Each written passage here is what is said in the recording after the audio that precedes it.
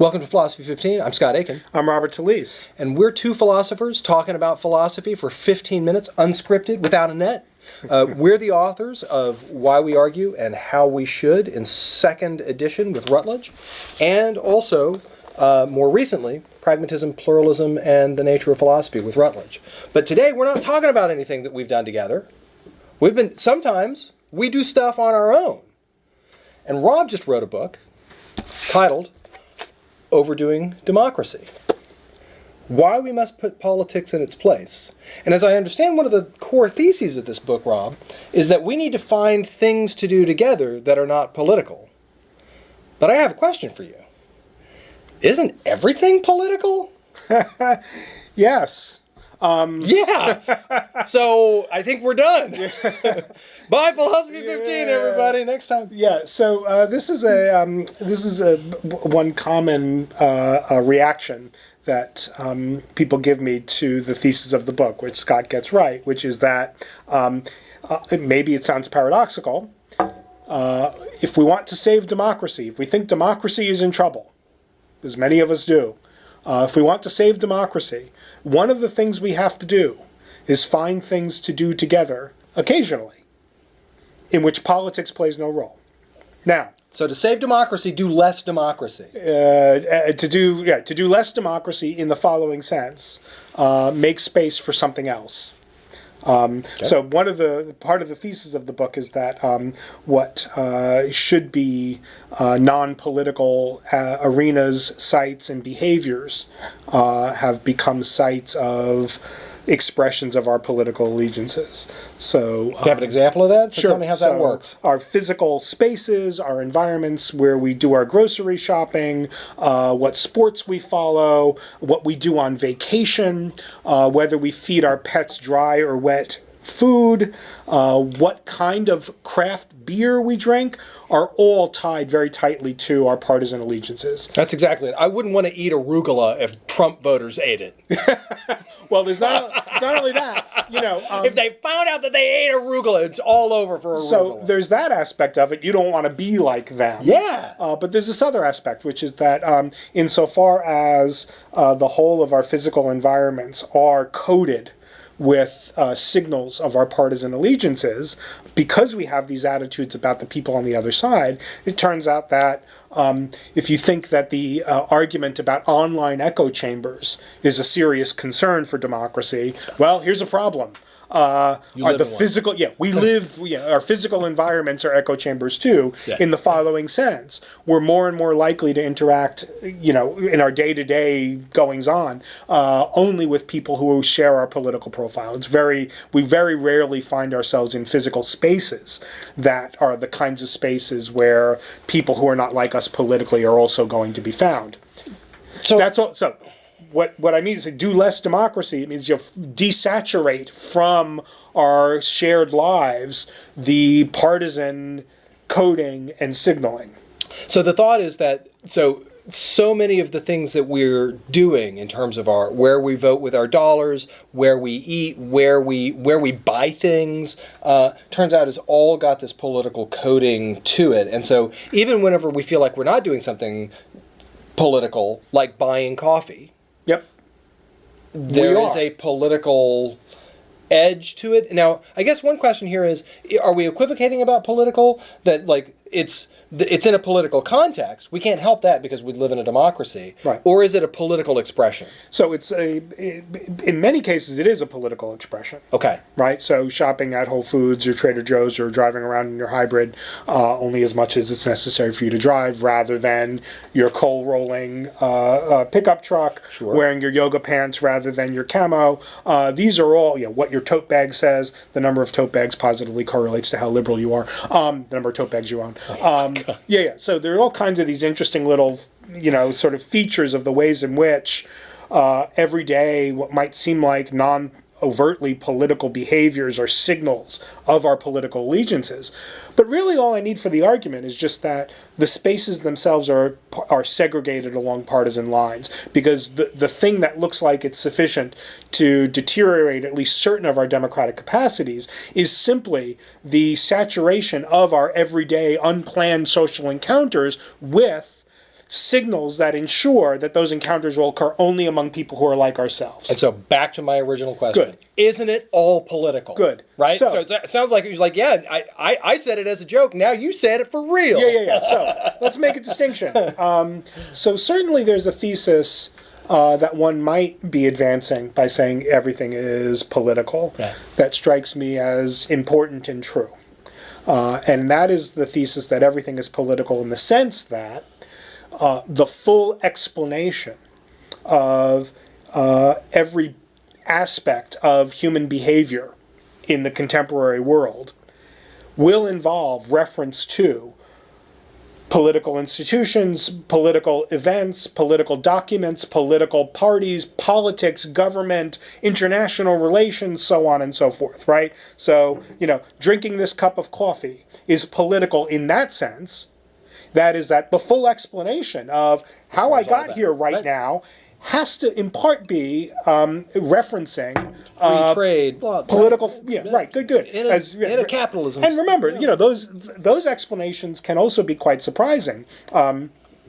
Leif Wenar, author of Blood Oil, does this trick. What are you holding in your hand? Well, Leif, it's a coffee mug. And he says, actually, if it's a coffee mug, it's oil because your coffee mug is made of oil. The coffee in it is made of oil. And then he's off and running with his account of the politics of the global oil trade. So that strikes me as an important insight and obviously true, and in no way inconsistent with the thesis that in order to do democracy well, we have to sometimes do things that are not political. Okay, so that's some clarification then. Good. Yeah, so here's the second thesis that gets advanced when people say everything is political, that I think is false and ultimately uninteresting, because I think that it ultimately has no explanatory power. okay. Which is to say that the political story of my drinking this cup of coffee is sufficient to explain my drinking of this cup of coffee. That the political dimensions of it is all that's needed for the explanation. I think that there are certain, I would say, misguided interpretations of Marxism that make this error. That they here's a sort of a transfer. Part of the explanation of everything is the politics. The politics is an ineliminable element of the full explanation of all human affairs. Thumbs up on that. The transfer then to the politics is the sufficient explanation for all human affairs seems to me to equivocate. Then I'm not sure what we mean by politics anymore. It's a conversion fallacy. It's like it's necessary for a complete explanation doesn't mean that it's a sufficient condition. This seems, so there's that formal problem, but I also think that it winds up calling politics or political whatever would go into explaining the drinking of this cup of coffee.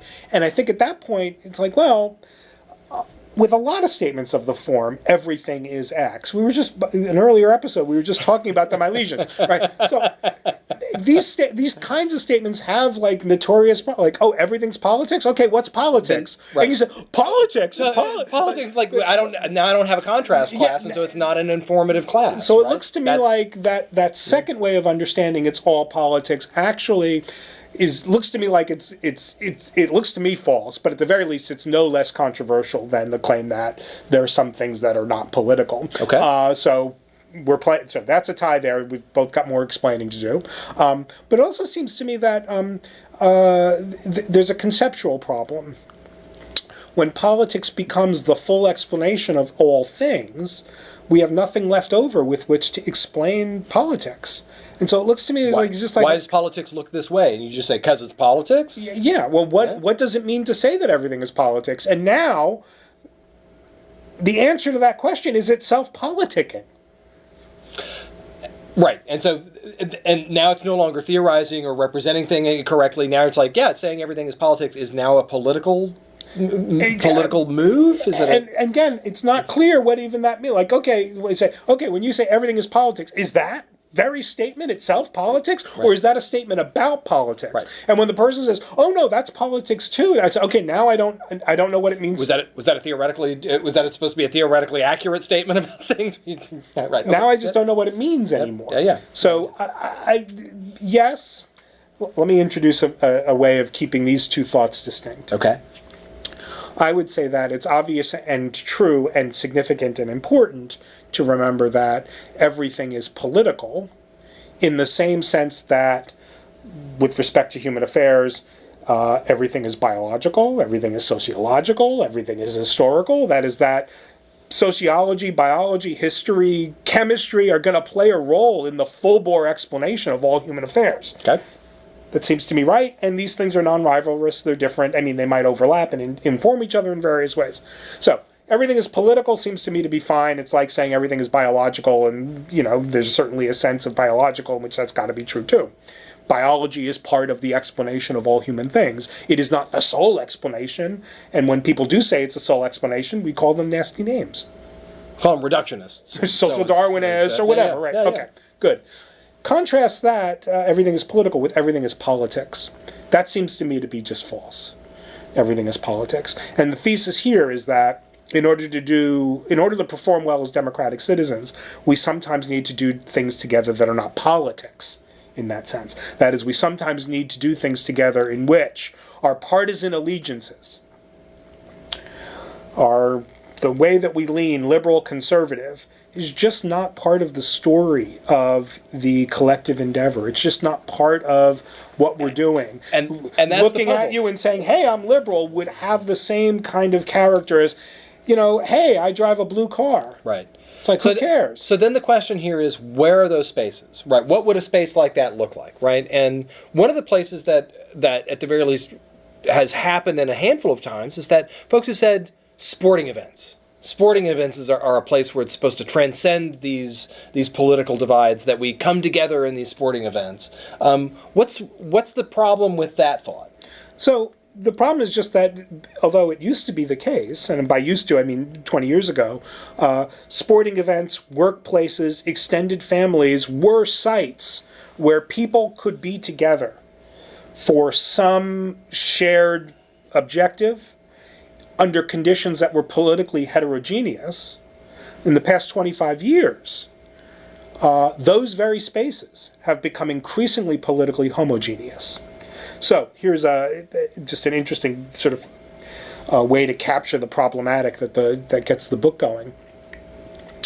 As the country has become more diverse along all kinds of very promising metrics, race, gender, ethnicity, religious conviction, geography, so on and so forth, the local spaces that we each inhabit as individuals have become increasingly politically homogeneous. So your coworkers are more than ever likely to be like you politically. The guy you play tennis with, on Wednesday mornings, likely to be just like you politically. The people who are on the same beach as you when you go vacationing are likely to be just like you politically, because being on a beach during vacation skews liberal, rather than a golf course, which skews conservative. Right? So the spaces that we used to count on to be these sort of sites of cooperative endeavor in which politics plays no role, because it was a heterogeneous space, and who cared who you voted for in the last election? We're here to have a barbecue. These spaces are no longer heterogeneous. These spaces are homogeneous, and they're quickly receding. So the thought is that we've got to construct them. How do we construct? And now the question here is, if we're constructing them, and we construct them with this as an end in view, is there a kind of a trip over your own shoelaces element to this? Good. So the worry is that, right, you're exactly right. The thing is, we've got to construct them to save democracy, but saving democracy can't be the motive, can't be the motivating reason. It's got to be for the sake of the soccer game, or for the sake of the rotisserie chicken, the or barbecue, whatever. Whatever. We've got to go do these things because we see value in those things, and only then can they have value for repairing democracy. Yeah. We've got to say, because it's you save the democracy because you are invested in the things that democracy protects and makes possible for us, between us. Good. In the book, Overdoing Democracy, I tell a real philosopher's joke. And when I give talks on this and this comes up, I tell the joke. And that's a good indication of how many philosophers show up, because the ones who chuckle are the philosophers and the ones who look puzzled are the non-philosophers. If I were to say to Scott, we've been great friends for a long time, but I think it's time that we deepen our friendship. And Scott says, "Oh, okay, Rob, that sounds great." And then he says, "Well, what do you have in What are we mind?" doing? I said, "Duh, let's deepen our friendship." The act of deepening the friendship can't be the thing we motivated do. under that Right. description. Yeah, we have to be like, let's go take in a game together. Let's have dinner more often. Let's volunteer to go clean up the park. Right, yeah. Let's go do something together. And that will have the effect, because the object of the endeavor is something other than deepening the friendship. That's what enables it to deepen the friendship. The claim in Overdoing Democracy is that if we want to save democracy, we have to do more things together that are non-political. But we can't do those things for the sake. That can't be our motivating reason or our sort of a current reason for doing them. We have to be interested in cleaning up the park, contributing to some neighborhood activity, getting together and learning how to tango, playing poker or bridge or whatever. The activities themselves have to draw us to them. And when they're undertaken in the right way, under the right conditions, we come to see only after the fact that, hey, the guy I've been doing yoga with or playing bridge with, for 5 or 6 weeks, it turns out that he's far more conservative than I am. But that doesn't make him an awful person. Yeah, we still play bridge. Philosophy 15, folks. Thanks for tuning in.